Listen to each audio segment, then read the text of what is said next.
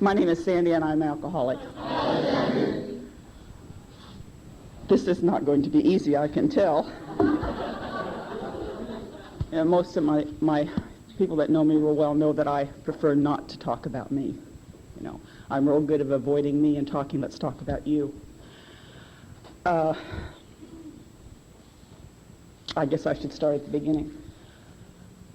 I was born in a small town, and everything seemed to go okay until I hit 11 years old.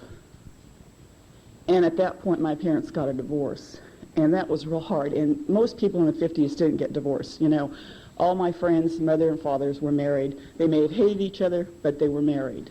And my folks got a divorce, and that was real traumatic for me. And then when I was 12, I was diagnosed as having scoliosis, which is a curvature of the spine, and I had two, double curve. And I had to wear a plaster of Paris brace for 2 years. And that at 12 and 13 was hard. But I managed. I went to parochial school, and I didn't have a problem with that. I went to a public high school. And I did have lots of friends, and I was popular, and everything was okay. We didn't drink very much. I had, you know, my folks had liquor in the house, and I'd had tasted liquor, but it didn't do anything for me, or it never bothered me one way or the other. And so through high school, I was okay. And when I got out of high school, I went right to work for the bank. And that's when I started drinking more, but still was basically social drinking. When I was 23, I was married, and we moved to Sacramento. And I'm still married to that person, with about 1.5 years out from my bad behavior. I've celebrated my 18th wedding anniversary last Monday.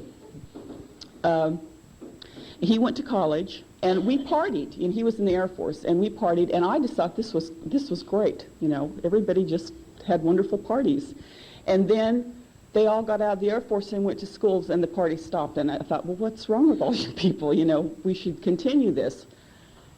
And it was okay. You know, I can't really say that I sort of cooled it, and I controlled it. I can say that when I drank, lots of times I did get drunk, but I did not drink on a daily basis, and there would be quite a, long period of time when I didn't drink, and I didn't get crazy about it. And I became pregnant, and I never drank at all in either one of my pregnancies. When I was pregnant with my firstborn, we moved to Santa Maria, and that was awful. I must put in, I don't like change. Change gets me crazy. It's almost a physical thing. If I know something's going to be different, then I get a knot in my gut. And I came down here, and I was pregnant, and I didn't know anybody, and I sat in that house, and I had that baby, and he developed colic. And so he would cry, and I would cry, and we cried together for many months. And when he was about 2 years old, I became pregnant with my second son, and it was still okay. And after he was born, things started to get a little bit different. I started drinking a lot more, and unfortunately, I am not married to an alcoholic. So he more or less frowned on excessive drinking. You know, if you went out to dinner, you had a couple of drinks, that was cool. If you had people over and you had a couple of drinks, that was cool, and that was it. And at that point in time, it was getting a little bit more. Well, when my little one was about, 1.5 years, maybe almost 2, we moved to Monterey. And that got me crazy. And I think it really started going kind of bad for me in Monterey. I felt real lonely, and I didn't have any friends, and I didn't have anything to do, So I drank, and I think the worst thing for me, and I think about it today, was I had to hide my drinking. That's really hard. All the years that I hid it or tried to hide it, it's real difficult to find different places all the time. If I had to do that now, I just don't have the energy. It takes a lot. And then we went to Minnesota for 3 months, and we came back, and we finally came back to Santa Maria, and I really felt that it was going to be okay now. I was back, I had my people around me that I knew. It just got worse. worse and worse and worse. And everybody in the house was miserable, and I just got to a point where I was drinking every single day, and it was awful. And then in April of '81, I was in a car accident, and I almost killed a lady. And my sons were with me, and I woke up in the hospital, and I didn't have a clue at what I'd done. At that point in time, it was thought that it was a good idea if I did not come back into the house. So my mother came down and she got me, and we went back to Woodland. And I would like to say, I would have liked to have been able to say that I stopped drinking then, and I didn't. And that was real hard for me. But I was real confused, and I didn't understand, and all I knew that what was happening to me, what shouldn't have been happening, and it was. And I knew I had to come back to Santa Maria because I had to go to court. And I did that. And this part I get confused because I don't know what happens first, and I still don't exactly know the way the events went. I can't remember. I think it just got to the point that it was, I was just oblivious all the time. And I felt sorry for myself, and I couldn't see my kids, and the whole world hated me, and I was a mess.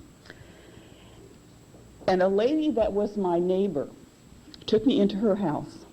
And the next day, this other friend, or another neighbor, it gets kind of confusing, came and said to me, how would you like help? And at that point in time, I didn't really care what they did with me. And I said yes. And she said, well, why don't you get cleaned up and I'll take you somewhere. And she made a couple of phone calls. And she took me up to a detox center in San Luis Obispo.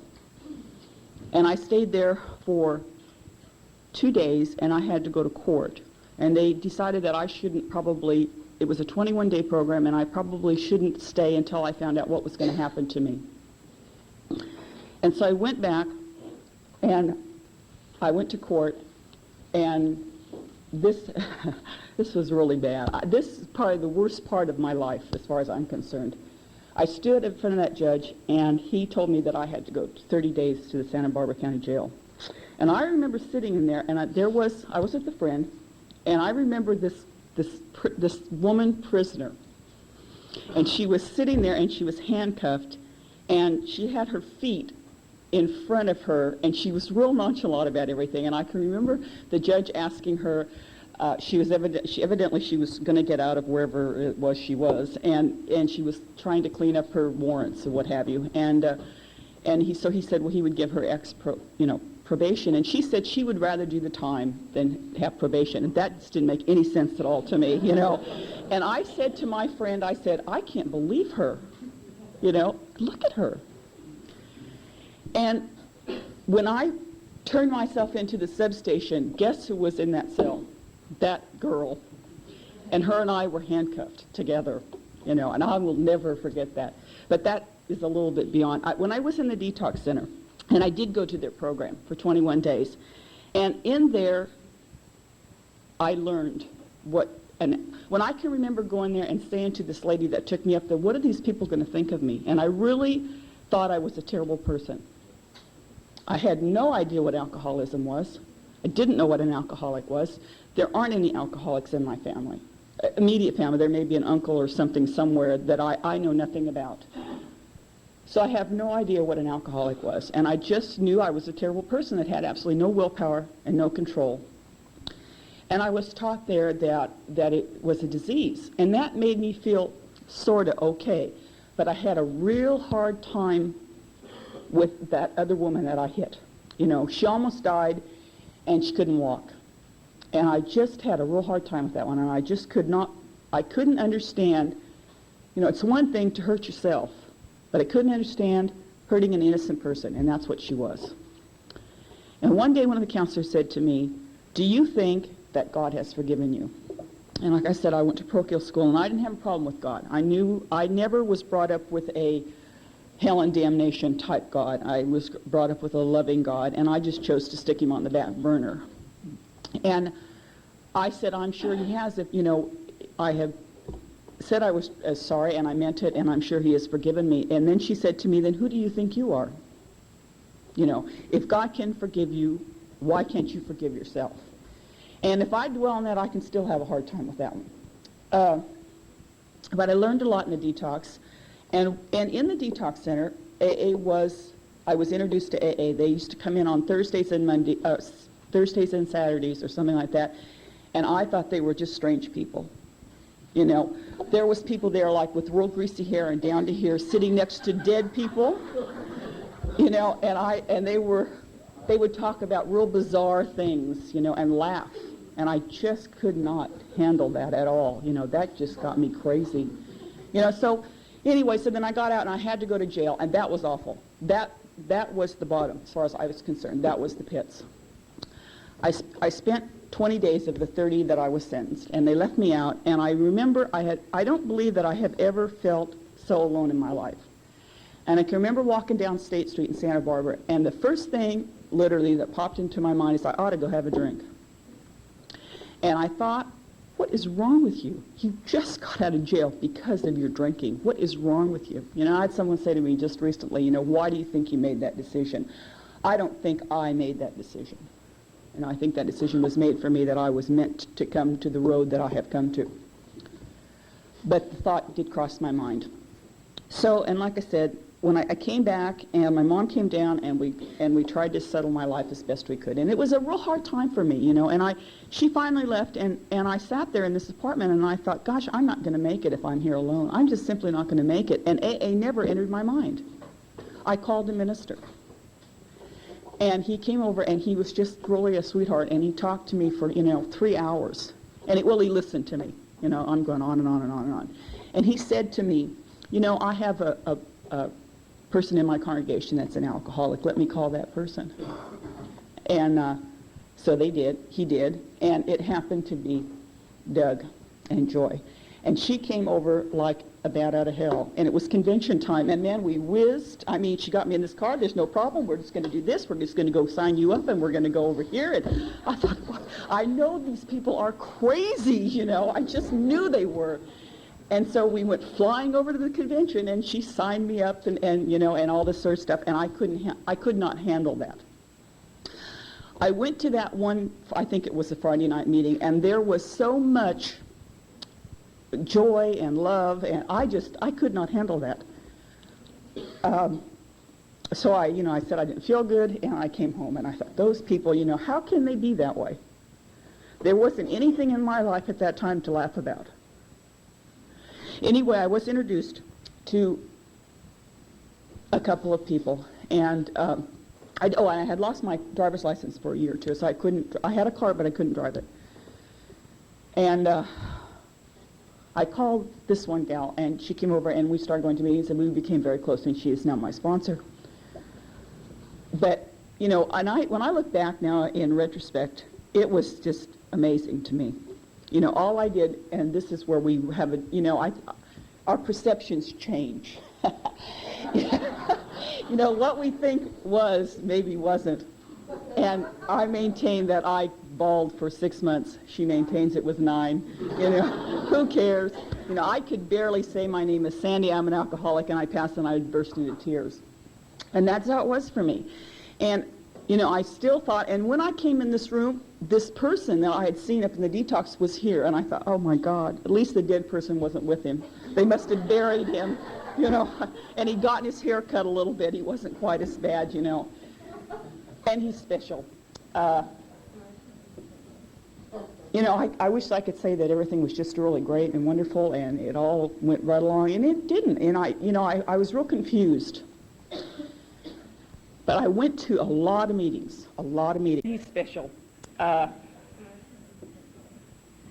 You know, I wish I could say that everything was just really great and wonderful and it all went right along, and it didn't. And I was real confused. But I went to a lot of meetings, and I tried to listen the best I did. Well, you know, I didn't talk because all I could do was cry. So, you know, I did listen. And I think at that point in time I was willing. You know, I think today that sometimes that my higher power knew that I could not handle anything more than just me. You know, at the time I was real upset that I couldn't see my boys and I didn't have my boys and my home life was a mess. But I don't think I could have handled all that, and me too. You know, I needed just to be bothered with me and to get rid of some of the confusion. And I was willing to listen. And I relied heavily on old-timers. I believed what they said. I believed what they told me. I figured if they were sober that long, they must be doing something right, and they weren't all crazy and flighty, and, they weren't. They were pretty calm people, and that's what I wanted. I wanted that calmness and that serenity. That's how I operate best, when things are calm. I don't handle, upset. Change gets me crazy.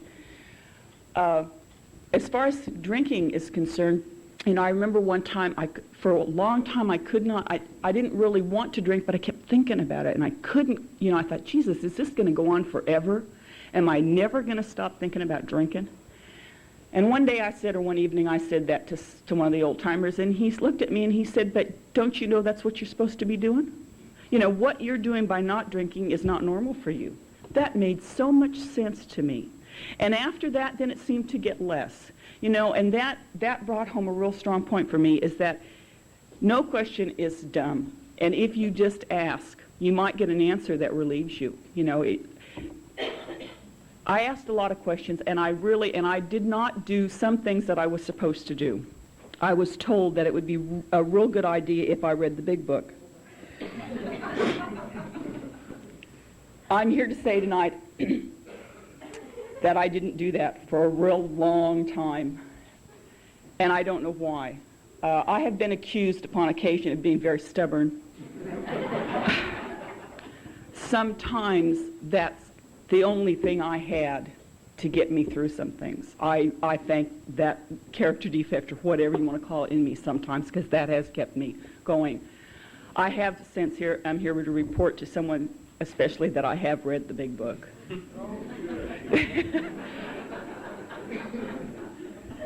And, I just kept thinking to myself, I don't need to read it. I have all these wonderful people in here to do it for me. And I really believe that. Maybe I couldn't read it. Maybe it didn't make any sense to me. I don't know. It doesn't matter. I have seen people come in and people go out, and I've never had that desire to go back out and drink since I first stopped drinking. Mainly because I have never seen anybody come back in and say they had a marvelous time out there. That it got better, it only got worse. They looked worse the second time or third time around. They were more confused. And, they made believers out of me. I don't have to do that. I know today that if I went out there and drank, I could have lots of reasons to do so. But the bottom line for me would be I would want to destroy myself. Because you don't drink the way I drank and not destroy yourself. That was not a problem with me. I didn't ever contemplate suicide per se. There were times when I thought I'd probably be better off dead, but I didn't really want to do anything about it. I enjoy Alcoholics Anonymous today. It's not been tough for me, really. Some people have a real hard time and they fight it, and for whatever reasons, but it's not been that difficult for me. I think the hardest thing for me to do today is just know who I am. I try to do that so that I can be a better person. The steps help. They really do. And I've done those steps. And once I did the fourth step, I could see what motivates me. And I'm not saying that all the things that were revealed to me have left me. But at least I know now what they are and why I'm doing them. And I can stop. I have choices today, and that's real important to me. I didn't have any choices when I got here, They were all taken away from me, and now I have those choices. And that's a neat thing, I still have the same family. It was real. It's funny how you change. At first it was real important for me to make everybody understand what I was, and that was just impossible. To a non-alcoholic person, it's very difficult for you to understand. And then finally I got to the point where it was acceptable. It didn't matter anymore. I didn't care. As long as nothing was in my way for me to continue going to my meetings and all that stuff, then, you don't have to understand me. That's okay. I think that Alcoholics Anonymous is a total program of acceptance, you know. And that's not always easy to do, is to accept people, places, and things. I always, you know, I can remember saying to a friend one time, you know, I don't understand. I have everything. You know, I have 2 wonderful children. I said, I have a nice home. I have a husband that takes care of me. Why aren't I happy? You know, I couldn't understand that. And I've come to realize through this program that happy is an inside job. You know, and nothing out there is going to make me truly happy. It may be nice for a while, you know, but real happy comes from within. I've seen a lot of people come and go, and I see, you know, I do enjoy watching people. I like to watch people. And sometimes it's real fun to watch people. They come in and they're so confused and so upset, and then you watch them and they get a little bit better and they get a little bit better. And pretty soon they're smiling and laughing, and that's such a wonderful thing, you know. Laughter to me today is the best thing I know how to do. When things get the toughest, if I can take just a few minutes to find something a little humorous in the situation, or especially me, I do much better. Sometimes I didn't like to hear all the things that had to be said. I hated those stupid things on the wall. And I thought if one more person says, one day at a time, you know, I hated that one worst of all because I didn't know how to do that. When I drank over the past, or I was fantasizing into the future with terrible endings. You know, nothing ever, I did not know how to live today. So that's why that particular phrase just used to drive me crazy. And this too shall pass.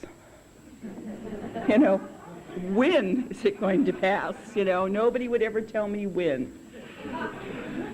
They just look at you and grin. You know, I go, oh, Jesus. You know. Like I said, I went to a lot of meetings, and I remember I heard one time in just conversations, somebody said, you know, these are so same old stuff. People say the same old thing over and over and over again. And that's true. They do. But I can sit here and say tonight that there isn't any given night that I'm at a meeting that someone doesn't say something that they've probably said 100 times that all of a sudden it clicks. You know, and how monotonous can it be than the way I drank? Every day, you know, and every day the hangover, and every day the worry of, is going to find the bottle today, you know. And the only thing that upsets me is that I probably should have came to Alcoholics Anonymous first and found some neater places to hide the bottle. You know, I thought, I've heard some real goodies that I never thought about, and had I come here and listened to this, I probably could have stayed out there a little bit longer. I think that the best one, I think, was the vinegar bottle. I thought that was great. You know, I drank vodka, by the way, so that would have just fit in the vinegar bottle, you know. You know, I can laugh about that today, but that was awful, just awful. You know, and I think today that how a liquid out of a bottle can get total control over a person just amazes me, just amazes me. I didn't have a problem with drugs. I was from the vintage that really wasn't the thing to do at that time. And I really believed that if I had smoked marijuana or something, I would have been addicted, and I would have gone immediately to heroin. Cannot stand shots, so I never tried any of it because I just knew that that's what would happen to me. Good things have happened to me in sobriety, you know, not any rip-rousing, you know, wild things, but good things. Like most of the time I'm pretty calm, and most of the time I don't feel crazy, and I have tools today to help me get through whatever it is I need to get through, you know, and most of you know that I had surgery in December, and that was real hysterical. And I think I went through that pretty well, considering. Unfortunately, I have a problem sometimes following directions, and I ended up in the hospital a second time, and that one was not good. That one was a lot more of a wear pain, and I already knew what I was going to go through, and I knew it wasn't going to be real pleasant, and so the second time was hard for me.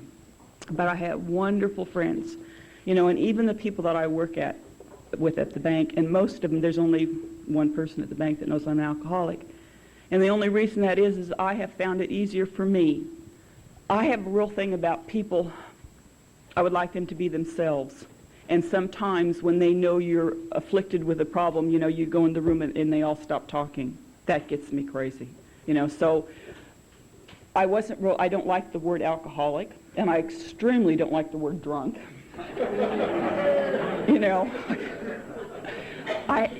When I think of the word, every time, when someone has a disease and an illness, they say, oh my goodness, that poor person has diabetes, or that person has cancer, and, they don't say nice things about alcoholics. They may recovered alcoholics, but, they just, oh, he's nothing but a damn alcoholic anyway, and that just used to get me crazy, So at that time, I chose not to tell anybody that I work with, and it's worked out okay. And I work with about 30 people, and I don't know any alcoholics in that group of 30 people. And I've been with them for almost 4 years now, and it's okay, And when I was in the hospital, I had all kinds of wonderful flowers sent and plants and cards. My God, I have cards stacked this high, and I saved them all so I could go through them, and all the people down here at the club, and that was just, I would have had none of that. And that, to me, that's sincere, because you don't have to do that, You can say when I walk through the door, hi, Sandy, how are you doing, fine. But, you don't have to send flowers, and you don't have to send cards. You don't have to do those things. And I wouldn't think anything less or more about it, but they wanted to. And what a neat thing that is, My boys are great. It's funny. They do forget, sometimes they get upset because I come here. They seem to have forgotten that their mother almost killed them in a car accident. And I have reminded them, I said, if Mom doesn't come to these meetings and stay close to the people that understand and help me with my disease, that could happen again.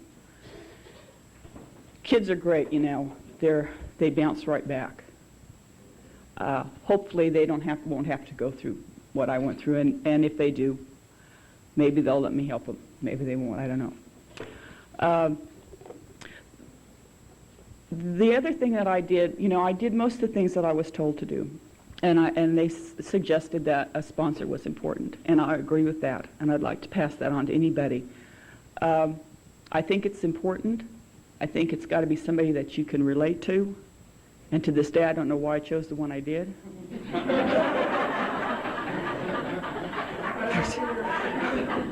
There's nothing that in her story that I can relate to. I was a boring drunk. But that's okay. She was hard-nosed, and that's what I needed. I had stayed so many years in self-pity. I thrived on that. Oh, God, if my father and mother hadn't gotten a divorce, and if I hadn't developed scoliosis, and if I hadn't, I wouldn't be in this predicament. And today I know that's not true. I drank because I'm an alcoholic. And that's just the way that goes. But I really felt that if she could do it, anybody could, and I don't, the thing about her and our relationship is that, I came to a point when I don't call her every single day like I first did. I don't need to, and I would hope to think that I wouldn't need to. Hopefully I have grown a little bit on this program, that I can handle and cope with a few problems on my own.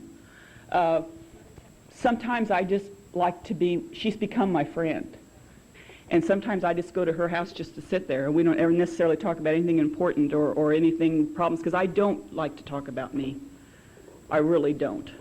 Well, let's talk about you. We'll settle your problems. But sometimes I go away with a real calming effect, and that's important to me. I don't believe that I've put her on any kind of pedestal. I'm sure she'd fall right off if I did. And that's important for me to know today, that we're all human beings, and we all have our problems, and we all have our good points, and we all have our character defects, All I know is I trust her, and that's important. I think you have to be able to trust, I can honestly say today that I come to meetings because I want to. When I go on vacation or something, I have I come back and I just know I've missed something. Who was here? We got some new ones. Those things are important to me today. I don't know, just it's good today. It's real good today.